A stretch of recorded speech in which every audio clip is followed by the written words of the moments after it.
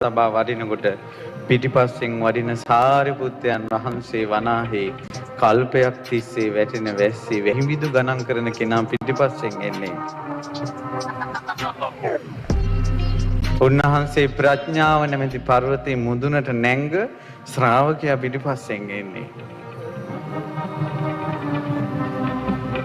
බුදුරජාණන් වහන්සේ පිටිපස්සෙන් එන නීල වර්ණ ශරීරයේ ඇති උත්තමයන් තමයි ඉරහඳ අතගාන කෙනා. මේ මහ පොළොව අනිත් පැත්තට පෙරලා පෘථිවි ආසේ උඩට ගන්න පුළුවන් කෙනා. මොගලම් මහරහතන් වහන්සේ. බුදුරජාණන් වහන්සේ පිටිපස්සෙන් එන අනිත් ශ්‍රාවකයන් වහන්සේ තමයි.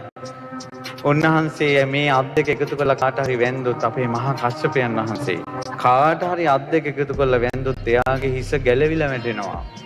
උන්වහන්සේගෙන් වැඳුම් ලබන්න ගුණවතෙක් නැහැ.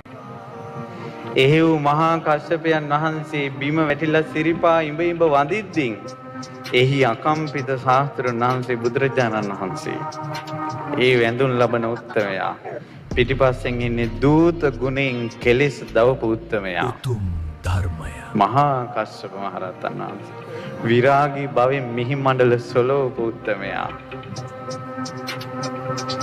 තප්පරයකට වචන 60000කටත් වැඩිය මතක දුටු දුරුවන්ගේ දුක් දුරු කරන ආනන්දයන් වහන්සේ පිටිපස්සෙන් වඩින්නේ.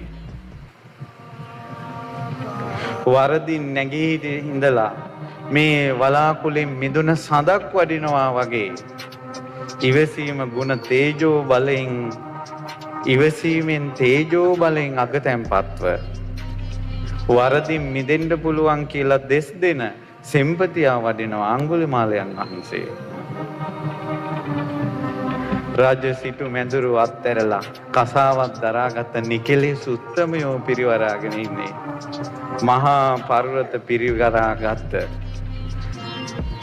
මහා මේරු පර්වතයක් වගේ බුදුරජාණන් වහන්සේ නිකලෙස් මුනිවරු පිරිවරාගෙන වඩිනවා.